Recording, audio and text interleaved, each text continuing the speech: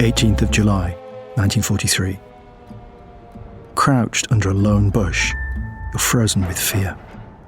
You have to make it to a Swedish ship loading coal in the dock. To the south, you know there are sentries on the lookout for an escaped prisoner of war. Their bright arc lights are pointed in your direction, almost reaching, but not quite. Between you and freedom, there are more obstacles, unpassable marshland, fences and train tracks. What is guiding you as you carefully navigate your way? A map, smuggled in, light as a feather, and it might just save your life.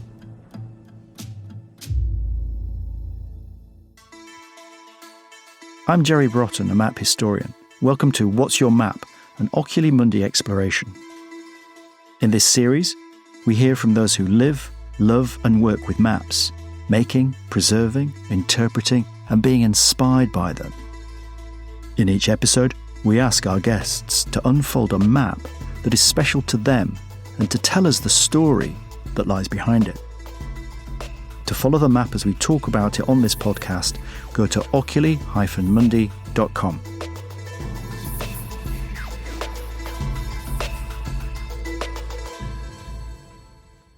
We've all heard of MI5, MI6, and even GCHQ. But have you ever come across MI9? Barbara Bond worked as a cartographic researcher for the Ministry of Defence for more than 4 decades. And it was while she was working in the department's archives that she discovered the thousands of secret escape maps produced by MI9 during the Second World War. Created in 1939, this secret branch of the intelligence services operated during the war with the sole purpose of helping Allied soldiers evade and escape capture. The top secret nature of MI9 meant that its existence wasn't made publicly known until the 1970s. Around the time Barbara stumbled across the organisation's most remarkable achievement. Her career would eventually see her become director of the UK Hydrographic Office, the government body in charge of improving our navigation of the sea. After retiring, Barbara began her PhD research into the extraordinary map she discovered all those years ago, which was published as the book Great Escapes in 2015. Barbara, welcome to What's Your Map? You have something to show us, I believe. Thank you, Jerry, for your welcome. Yes, you asked me to show you my favourite map, and that is what we're looking at the moment. We are looking at a section of a British Admiralty chart. It essentially is the mouth of the River Vistula. And this is a map that shows the port of Danzig. Can you just explain the importance of Danzig and why we're looking at this map of Danzig? Because MI9 decided that one of the best escape routes, and certainly in the end they were proved correct because almost 30% of escaping prisoners of war made their escape through a Baltic port on a Swedish ship. Because if you could get onto a Swedish ship, you were essentially home and dry because Sweden was a neutral country in World War II. And once you were in Sweden, they would simply hand you over to the British authorities. And what's significant about Danzig as a port? Well, there were 4 major Baltic ports that MI9 honed in on, and Danzig was the principal one, because Swedish ships were known to berth there regularly. The others were, I think, Lübeck, Stettin, and Gdynia. And it's now Gdansk as we know it, so it has a kind of long, complex history as a port as well. Take me through this map, as it were, orientate me. It doesn't show any locational information other than north being skewed. It's not orientated in quite the normal way, the standard way, I should say. So if we look at this map in the northeast quadrant, we can see that there is a compass point, but we can see north is pointing very obliquely or off to the side there. Yep. But we have the River Vistula running through from sort of northwest down into the southeast. And what else are we seeing? Because we can see cranes, we can see sentry points, we can see open land. Just take me through what kind of terrain we're seeing here. I think the best way to describe it is that although it's a British Admiralty chart, it has been stripped of all marine navigational information because that's not its purpose. And the points that you have picked up and described are basically intelligence provided by successful escapers who have made it back to London eventually and are feeding back their own experience of escaping through this route. If you look at the wharf area in the southwest quadrant, you see annotations such as Swedish ships load coal here, Swedish ships unload ore here. And the objective was to get on board a Swedish ship because it was a neutral country and you were essentially free. And to the southwest, just take me through what we see here and what's being described. It describes the nature of the terrain, impassable marsh. In other words, don't try and get across there. Open farmland intersected by ditches. So hide in the ditch to avoid detection because you had to essentially get across the railway line to get to the wharf, hopefully to be able to board a Swedish ship without being recognised or picked up. And you see these points of sentries just very much dotted so across the southern quadrant of the map too. It's all intelligence, what to see, identify and avoid, trying to feed back information that MI9 had gained from successful escapers. It's all really valuable intelligence so that the chap who's trying to make the Swedish ship will hopefully get there.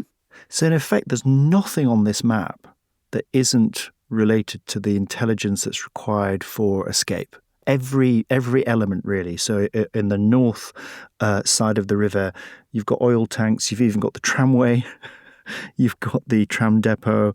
So it's all about movement, transportation, how to get from one place to the other, what to avoid. The whole focus of this map is this is the area you're making for. Don't let yourself be caught by any of these other things. In the southwest of the map. Yeah.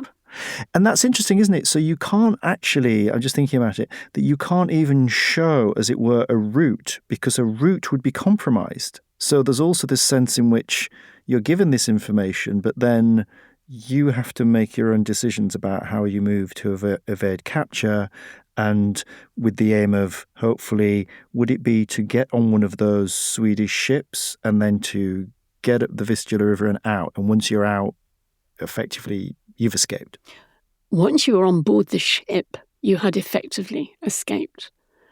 And the bulletin, the MI9 handbook, actually would give you information about how to handle yourself when you're on board, what to say to the people on board, what point do you declare, I'm an escaping POW to the Swedish. My understanding is that most of these escapes, they were so successful because they came via Swedish ships, and Sweden was a neutral country and a very honourable neutral country. They absolutely abided by the rules of neutrality. Mm-hmm. And they would not have handed this man back because he was on board one of their ships. How big would the original map have been, Barbara? If you were carrying the map, how big would it be? It varied. These were relatively small, and some of them were called handkerchief maps because they were so small. But many of them are quite large in their physical extent because they're small scale and covering large areas. I mean, for example, IMW, International Map of the World size, but because they're on silk or rayon, they will fold down and you can stuff them away. So you can literally ram them in your pocket and pull them out. A lot of them were actually stitched inside uniforms, in between the lining and the outer jacket. Extraordinary. So how is it being used? I mean, if I were an escaped Allied soldier, how would I be bringing this to aid my escape? So basically what was happening is they were using it as an exit point. Successful escapers would be interviewed by MI9 on their return to London, and they would provide as much intelligence information as they could, having escaped through that route. And MI9 fed that back into the escape map. So this is a map also which is layered because it will have been drawn on previous escapees, feeding that information back into MI9, and then these maps are being updated and then being used to enable successful escapes. What else can you see here that you found significant that's important for the escapees? I think the most significant point is the location of the lighting in the port and the extent of the beam of light being shown. And that is marked in what essentially is the southwest corner. And Barbara, why is there a large lone bush at the bottom there? I was wondering if you'd spot that. Yes, well, your idea is as good as mine as thought it was useful. We don't know. Oh, that's great. Is it to hide it? I suspect that it was a point in the open area where there was some cover. That's brilliant. Where are the prisoners of war being kept in relation to this map? Where does Danzig figure in that wider world of the prisoner of war camps? They could be coming from anywhere. There were principal escape points were via Baltic ports, or if the camp was located geographically closer to Switzerland, then they had a corridor of escape that they had identified and equally mapped through across the Swiss border. This was the most successful route.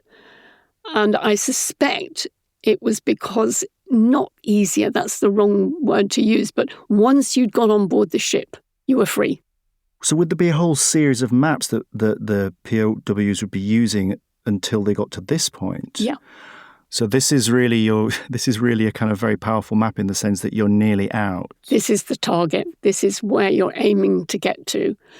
MI9 had a massive mapping program. I mean, in the end, they had produced over 2 million copies of escape and evasion maps. So they had total coverage at some stage of Western Europe in particular. What they were essentially doing was trying to provide maps into the camp. Now, if they got a map in, they had to copy it. So there were lots of people making copies of maps in the camps, either for themselves to escape or as an aid for somebody else to escape. And I actually at one stage did find 2 maps which were simply copies. They're very faded copies by that time. But before they're being copied, how are they getting into the camps? Mm-hmm. Because this is presumably an act of espionage in itself to smuggle the maps in. And presumably the Germans were aware to some extent that this was potentially a way of getting this cartographic material in. What are the stories behind that process, Barbara? How long have you got, Joe? Well, I suspect the stories are very, very interesting and elaborate. Basically, and you've already mentioned it, that age-old British pastime of smuggling.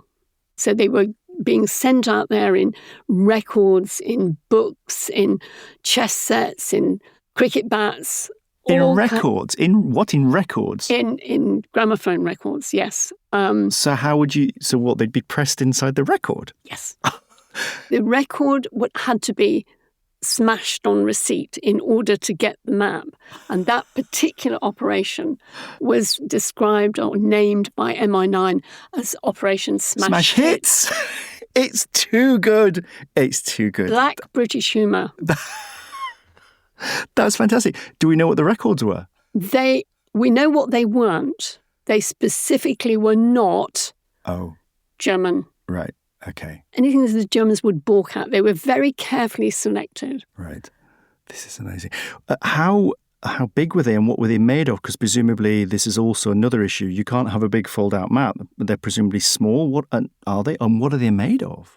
The ones that were laminated inside the record were either paper or silk. The ones that were in the escape kits were usually silk or rayon later on, because we ran out of silk. Because silk was used for parachute production, and that was a priority. And most of our silk was sourced in areas that were occupied, either by the Germans or the Japanese. So we ran out of silk very early on. But the Americans came into the war, they brought their technology with them, and rayon was the standard way. And is there any account of the Germans intercepting these maps, or a way in which they're disrupting this process and that they understand what's happening? The Germans were actually quite helpful initially because a lot of the parcels that went in, they didn't go in as Red Cross parcels. They went in as parcels from some sort of charitable organisation which MI9 had set up. They were entirely fictitious, but they were wonderfully titled, these companies. The Ladies' Knitting Circle was one of them, and the Licensed Victuallers Sports Association. So the parcels were going in. The Germans actually on occasion were allowing the recipients to send, there was a little receipt note inside. And the Germans were allowing them to acknowledge receipt and post them back. So MI9 knew when a lot of the parcels got through. If the parcel was discovered, they would usually get the intelligence back through the coded system. And MI9 would never send another parcel containing that item to that camp, to that individual ever again. So yes, there was an awareness. If you read the MI9 diaries, there's an awareness of the volume that was getting through. And the Germans did know at one point because they were using, would you believe they were X-raying the parcels at one point? The stories are lovely, Barbara, and we are fascinated by it, and it's all a bit James Bond and a bit cloak and dagger. However, we have to think these maps were being taken by extremely brave men who, it was a real life and death thing. So we can look at this map but also think they're moving across enemy territory at any point using this map, thinking they may be captured and they may be killed. I mean, there's a real poignancy, I guess, to looking at these maps in terms of they were life and death. That was brought home to me very much so when I had the privilege of interviewing Michael Foote. Michael Foote was one of the co-authors of the first authorised history of MI9. And I should hasten to add, not the Michael Foote, who was a very well-known politician. Interestingly, Michael himself was an escaper, but he was a captured escaper. So he never actually got out until he was liberated. But one of the things that Michael brought with him was his own personal escape map, very bedraggled. Rayon, his was produced on rayon map, and showed it to me. And one of the things that always concerned me was the small scale of some of these maps. You know, how on earth could you hope to navigate your way in occupied France through to the Spanish border? How on earth were you going to do that on the basis of a 1 in a million? You know, I mean, it was unbelievable for me. And when I sent this to him, he looked me straight in the eye and he said, "Barbara, my dear, when your life depends on it, you can navigate on anything." Wow. And that's what they were. You know, they were the key to their survival, the key to their escape. The numbers are extraordinary, though, aren't they, that these maps are helping how many POWs escape in this period? The total escape was of the order of 36,000. You cannot credit MI9 with helping all of them. But what you can say is that MI9 was the organisation which was responsible for all the education, all the training, all the gadgetry that went to support the system of getting the maps into the camps. So tell me exactly how MI9 emerged. Were they an offshoot from the other intelligence services? Who was driving it, Barbara? I think it was a culmination of many things. There were a number of people in influential posts at the outbreak of war, both in the military and in the political world. For example, Churchill himself was an escaper, a successful escaper in the Boer War. And in fact, it was Churchill who essentially was the trigger for the setting it up. There was a big fight going on as well as to who was going to control it, because SIS, Special Intelligence Service, very much wanted to control it. And it was Churchill who decided that they wouldn't. It would go in the War Office because it was servicing all three services, essentially. Churchill himself personally wrote the foreword to the MI9 Bulletin, which is basically the MI9 handbook. I've always described it as the do-it-yourself for escape and evasion. It has everything in it that you could possibly imagine. You know, how to dress, how to walk, because if you're a soldier, you march, don't you? And that's a giveaway if you're trying to escape. So how to walk like a peasant, it's all in the book. The story of these incredible maps and MI9 is amazing. I can only imagine what it was like to receive one, copy one, or try to use one. But before we hear more from Barbara, I'd love for you to join our global community of explorers by subscribing to this podcast. From mapping sounds to charting constellations, we have a wealth of episodes for you to enjoy. And subscribing means you won't miss a single new map, guest, or story from this series, or the next. Now, back to Barbara Bond, to hear how she became a pioneer in cartographic research. Okay, now let's talk about your life and how actually you ended up really working on these amazing maps. Let's go right back to your childhood. Do you remember when you first became interested in maps and globes? Vividly. I think I was about 8 or 9 at the time, and I couldn't understand why it was one time one place in the world and another time another place in the world. And my father bought me a globe. It had a disc over the North Pole where you could move the disc round, set the time to one place in the world and read the time off another place in the world. I'm not sure, looking back, that I ever, at that stage, grasped the concept of time, but what I did grasp was this amazing world with all these mountains and rivers and streams and oceans. And I was just fascinated by the globe. And my interest in mapping was triggered at that point. When I got to choosing a university degree, I very much wanted to do cartography, one of the oldest of the earth sciences. And there wasn't a British university that offered a degree in cartography. Which is staggering. It is. It is very surprising. We're talking about the 1960s. I know I'm old, but... I mean, people who are listening to the podcast, I'm sure will be interested in maps, but also interested to know it's not something that you necessarily can study as a subject. And you were interesting because you were telling me, so you were really moving between geography and history in an attempt to really work on mapping. Exactly so. When I discovered that you couldn't read cartography, I decided, well, okay, geography, and then realised that if I could some way combine it with history, because maps are very much a statement of historical aspect as well as anything else, then perhaps that was a good combination that would lead to somewhere that I wanted to work on or work with. And was military mapping always part of that, or did that come later? That's a later process? That's a later process. I was at Leeds, and when I got into my final year, they had this little office that you could go to for help in getting a job or whatever. Career service. Career service. One of the early ones, I suspect. Yeah. I just said, well, I would like to do something with maps. I very clearly remember it. They came up with 2 possibilities. One was the Directorate of Overseas Survey, sadly no longer in existence, and the other was the Directorate of Military Survey. And I chose the military survey one simply because I thought, well, that's going to be a wider geographical spread. And so then what did that lead to in terms of the work that you were doing and using maps? I had the good fortune to start off in the research area in military survey, which was, in those days, was called the Map Research and Library Group. I was in the mapping analysis section where your job was essentially the compilation of a military map. So you had a specification to work with, whatever military map you were producing, and you did the analysis to support that work.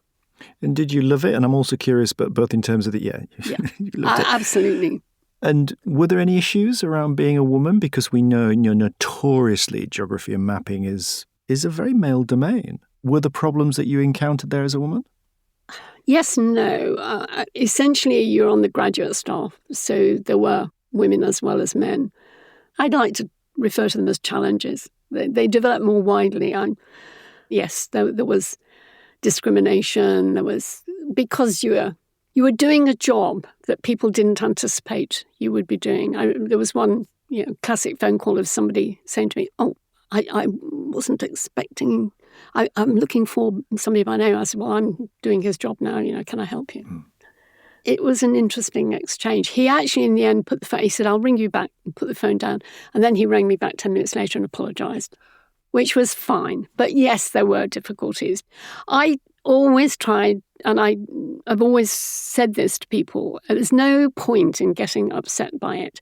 I used to laugh, and I found humour was actually the best thing to do because you cause people embarrassment by laughing, and they hesitate to do it again. It was always the same in meetings. You would go to a meeting and it would be, good afternoon, gentlemen. But you have to laugh. That was my way of dealing with it.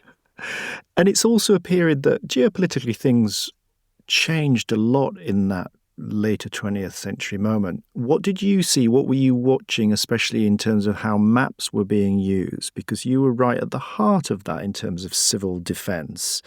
What was happening? In a way, looking back, I was living the revolution, but I didn't recognise it at the time. What was the revolution you were living? Computers. Yeah. We were producing very early, we call them moving maps, but they were basically the first step in producing something you could look at on a screen. Looking back, it became more interesting. I mean, it was interesting enough at the time, but looking back, you realise that those were the early days of this amazing revolution that has happened, producing spatial databases to underpin map use. And the technology really has left me behind because I find it mind-blowing now to be aware of exactly what can be done in map production and spatial databases, driving your car. But within the midst of that revolution that you were seeing even in your work, you then shift again because you, as it were, go into the academic world because you wrote a PhD and you worked on these amazing MI9 escape maps. How did that happen? What was going on there? Because that's a bit of a move, bit of a shift. Again, that was happen chance. After I retired, I suddenly, out of the blue, got a letter from the University of Plymouth. We'd be very interested in talking to you with a view to joining our board. So I went down to Plymouth and had a very pleasant encounter with these two gentlemen, at the end of which I remember saying to them, why me?